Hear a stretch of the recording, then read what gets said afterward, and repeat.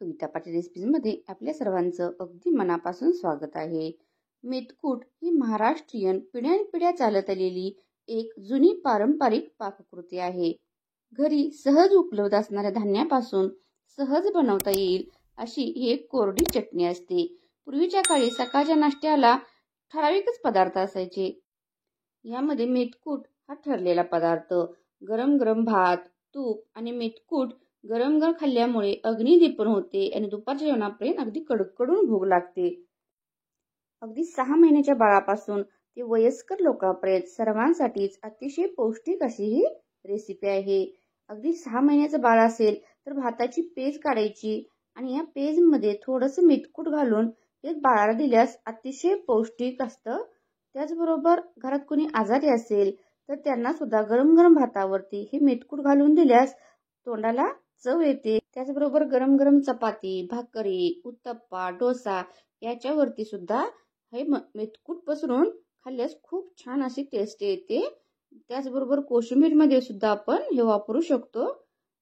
शेवया किंवा उपमा केला तर याच्यावरती सुद्धा हे थोडंसं मेथकूट पसरलं की खूप छान अशी टेस्ट येते आणि अतिशय पौष्टिक, साधी सोपी अशी ही मेथकूट रेसिपी आहे. चला तर पाहूया हे मेथकूट कसं बनवायचं आहे. यासाठी गॅसवरती एक जाड बोडाची कढई ठेवायची किंवा पॅन घ्यायचा आहे आणि अगदी परफेक्ट प्रमाण मी तुम्हाला सांगणार आहे. हा जो आहे हा टीस्पून आहे आणि हा टेबल स्पून आहे. टीस्पून आणि टेबल स्पून मध्ये फरक असतो. तर आपण जे आज प्रमाण घेणार आहोत हे सर्व या टेबल स्पूनने घेणार आहोत. आता हे प्रमाण कसं घ्यायचं आहे. सुरुवातीला आपण या ठिकाणी 1 टेबलस्पून हरभऱ्याची डाळ घ्यायची आहे आणि एकदम मंद आचेवरती ही छान अशी भाजून घ्यायची आहे. ही डाळ भाजत असताना अगदी त्याचा सुवास येईपर्यंत आणि लालसर रंग येईपर्यंत चांगली भाजून घ्यायची आहे. फक्त याला काळे डाग पडता करपता कामा नये, नाहीतर आपल्या मेथकूटचा कलर पूर्णपणे चेंज होईल. त्यामुळे मंद आचेवरती अशी छान भाजून घेऊन आता एखाद्या प्लेटमध्ये स्टीलच्या काढून घ्यायची आहे. आता यानंतर 2 टेबलस्पून गहू घ्यायचा आहे. या ठिकाणी मी खपली गहू वापरले आहेत. कोणतेही गहू तुम्ही घेऊ शकता किंवा गव्हाचा रवा जरी वापरला तरी सुद्धा चालू शकतो. आता हे सुद्धा मंद आचेवरती अगदी याच्या लाह्या फुटेपर्यंत हे गहू छान असं भाजून घ्यायचे आहेत.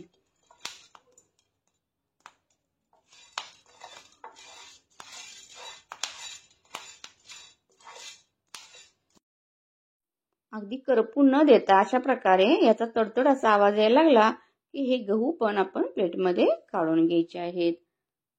आता यानंतर याच पॅनमध्ये 3 टेबलस्पून उडीद डाळ घ्यायची आहे. ही सुद्धा मंद आचेवरती छान अशी सोनेरी रंगापर्यंत परतून घ्यायची आहे. प्लेटमध्ये काढून घ्यायची आहे. यानंतर 2 टेबलस्पून मूग डाळ घ्यायची आहे. ही सुद्धा मंद आचेवरती छान अशी खरपूस भाजून घ्यायची आहे. फक्त कोणतीही डाळ करपली जाणार नाही, याचा रंग कलर चेंज होणार नाही याची काळजी घ्यायची आहे. ही सुद्धा आता आपण प्लेटमध्ये काढून घ्यायची आहे. यानंतर 2 टेबलस्पून तांदूळ घ्यायचे आहेत. हे सुद्धा छान मंद आचेवरती भाजून घ्यायचे आहेत. व्हिडिओ थोडा जरी आवडला तर प्लीज व्हिडिओला लाईक करायला विसरू नका आणि शेअर करायला विसरू नका. हे सुद्धा आपण प्लेटमध्ये काढून घ्यायचं आहे. आता यानंतर 1 टेबलस्पून जिरे हे सुद्धा मंद आचेवरती असे भाजून घ्यायचे आहेत. चॅनलवर अजूनही नवीन असाल, चॅनलला सबस्क्राईब केलं नसेल तर प्लीज चॅनलला सबस्क्राईब करा आणि शेजारील बेल आयकॉनची घंटा प्रेस करा, जेणेकरून तुम्हाला अशा नवनवीन व्हिडिओची नोटिफिकेशन मिळत राहील. तर हे जिरे सुद्धा आपण प्लेटमध्ये काढून घ्यायचे आहेत. यानंतर 1 टेबलस्पून धने घ्यायचे आहेत. हे सुद्धा थोडे कोरडे भाजून घ्यायचे आहेत.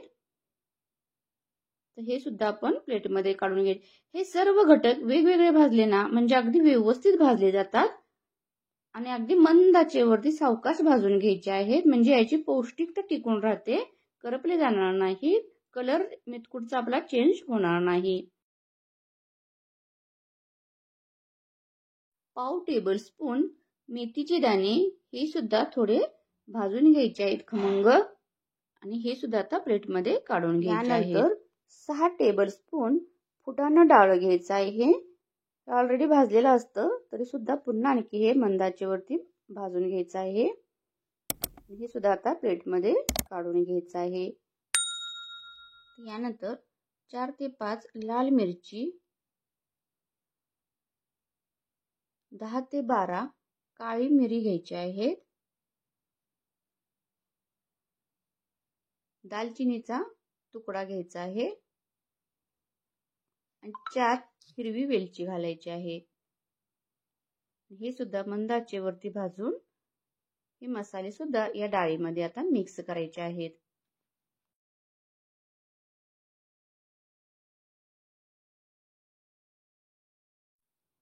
तर यामध्ये थोडंसं जायफळ खिसून घालायचं आहे किंवा याचा एक छोटासा तुकडा जरी घातला तरी चालेल।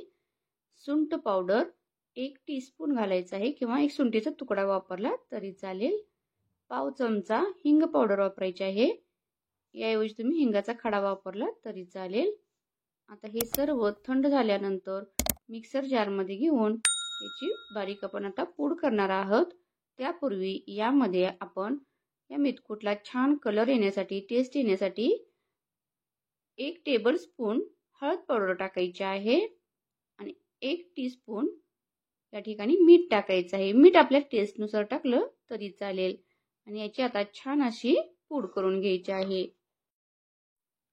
यानंतर ही पूड एकदम बारीक चाळणीमधून चाळून घ्यायची आहे। तुम्ही पाहू शकता किती छान असलं आपलं हे मेथकूट आता तयार झालेलं आहे। याचा कलर पण अगदी किती छान आलेला आहे। इतकी छान पौष्टिक अशी ही रेसिपी आहे। लोप पावत चाललेला हा पदार्थ आहे, परंतु अतिशय पौष्टिक, हेल्दी आहे। नक्कीच आपल्या लहान बाळांसाठी, आजारी व्यक्तींसाठी अशा प्रकारचं घरच्या घरी मेथकूट बनवत चला। आता हे एखाद्या काचेच्या भरणीमध्ये किंवा हवाबंद डब्यामध्ये भरून हे आपण एकदा बनवलं की अगदी भरपूर दिवस हे आपण वापरू शकतो। हे खराब होत नाही। फक्त बरणीमध्ये वगैरे भरलं की याच्यावरती एक हिंगाचा खडा ठेवायचा, म्हणजे हे टिकून राहतं। पाहू शकता याचा कलर सुद्धा किती छान आलेला आहे आणि वास तर एकदम खमंग असा वास येत आहे। या प्रमाणानुसार आपलं 200 ग्रॅम मेथकूट तयार होतं।